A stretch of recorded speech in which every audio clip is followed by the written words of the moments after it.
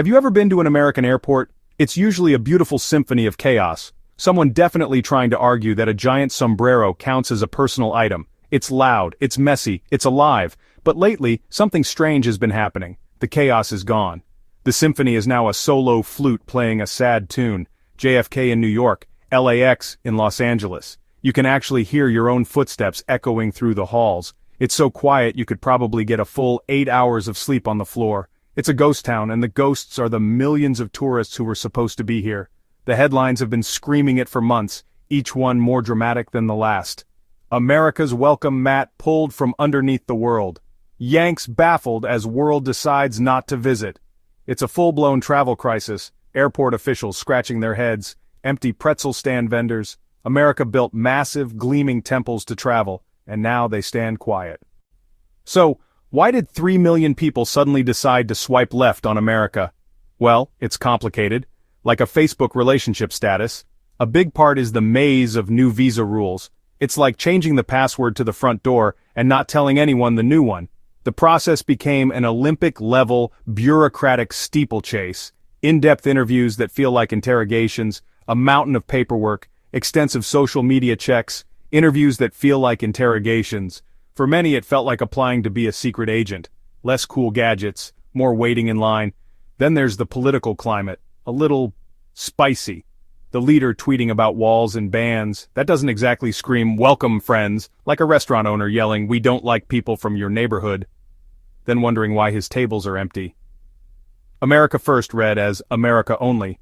The US stopped looking welcoming. Other countries rolled out the red carpet, simplified visa processes, slick marketing campaigns, and friendlier messaging. Triple threat, politics, policy, economics. Like an exclusive nightclub, mean bouncer, outrageous cover charge, terrible music inside. Why wait in that line? Millions booked elsewhere, they took the tourist dollars away. To really understand the impact, you have to listen to the people on the ground. Take Maria, a tour guide in New York City. A few years ago my schedule was booked 6 months in advance. Now, I'm lucky if I get 1 or 2 tours a week. My clients from Brazil, they say it's the visa. Too expensive, too difficult. We love New York, but we can go to Lisbon for half the price and no headache.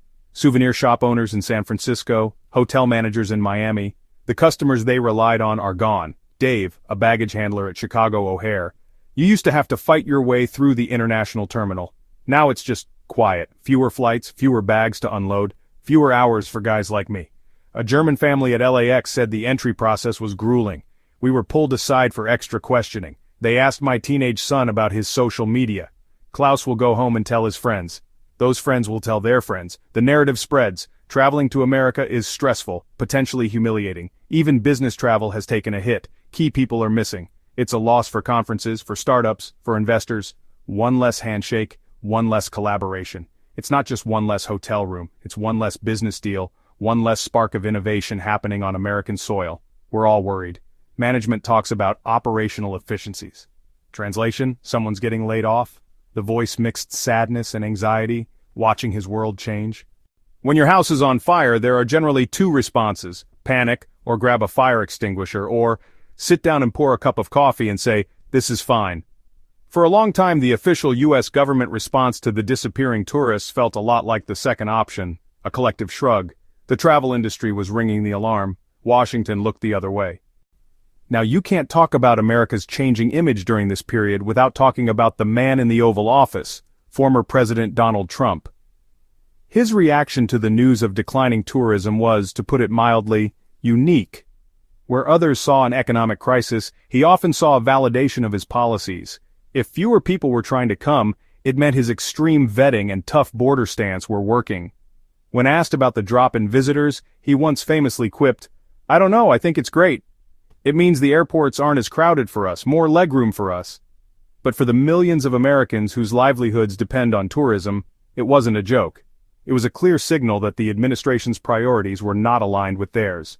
While groups presented data on billions lost and jobs at risk, the president suggested less crowding was a perk. 2 parallel conversations were happening at once. The message was loud and clear. America's welcome mat was not just pulled in, it had been thrown in the garbage and to some, set on fire. And the man in charge was holding the matches. The disappearance of 3 million tourists isn't just an abstract number, it's a massive economic hole.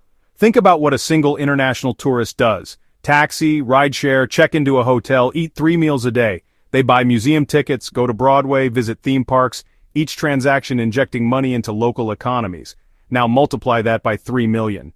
The impact isn't a ripple. It's a tsunami washing over communities far from the airports themselves. Hotels and airlines were first hit. Occupancy dropped, routes were cut, housekeeping, concierges, front desk agents, hours vanish, layoffs follow. The family-owned Italian restaurant, the Navajo artisan by the canyon, the tour bus operator, when tourists stop coming, their incomes dry up. Less tourism means less sales tax, less revenue for schools, police, and road maintenance. Towns face cuts or higher taxes on residents. A canceled trip to see the Golden Gate hurts the ticket office, the ferry operator, and the hot dog vendor on the corner. The economic chain reaction is immense. One missing tourist sets off many dominoes. After prolonged shrugging, the U.S. finally realized losing millions of visitors was not sustainable. A frantic scramble began. Operation Please Come Back. Brand USA produced slick ads, national parks, diverse culture, vibrant cities. The visual charm offensive was on. Beyond ads, lawmakers began re-examining visa processes, proposals to streamline forms, reduce interview wait times, and increase staffing at consulates. Mayors and cities took matters into their own hands, pitching abroad, running local ad campaigns, and meeting tour operators directly. These local efforts were crucial. The places tourists actually visit were still eager to host them. So, what does the future hold? Will the welcome mat be dusted off, or remain rolled up in a corner? Rebuilding trust takes time, but if the U.S. pairs genuine policy change with consistent welcoming messaging, the tourists, and their dollars, can return.